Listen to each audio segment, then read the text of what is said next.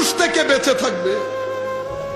এই তিন ধরনের মানুষ তোমার ভিতরের জগৎকে বরবাদ করে রেখে দেবে, তোমার ইবাদতের যৌক নষ্ট করে দেবে, তোমার রাতের সিজদার মোহাব্বত বিনাশ করে দেবে, তিলাওয়াতে কোরআনের ইশক বরবাদ করে দেবে, জিক্রে ইলাহির মধ্যে তোমার হৃদয়ের মধ্যে যেই নৃত্য দেখা দিত সেটা বিনাশ করে দেবে।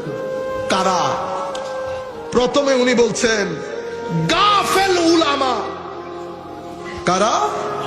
এমন আলেম যাদের দৃষ্টি মানুষের পকেটের দিকে থাকে, এমন আলেম যারা শানে রিসালাতের মধ্যে গুস্তাখি করে, এমন আলেম যাদের কোনো সুহবত নাই, এমন আলেম যাদের কোনো নিসবত নাই, এমন আলেম যারা বড় মানুষ দেখলে লাফ দিয়ে ওঠে, এমন আলেম যারা লোভী, এমন আলেম যারা মানুষের পকেটের মুতালাশি, এমন আলেম যারা খালকে খুদার মধ্যে নিজেদের ইজ্জত তালাশ করে।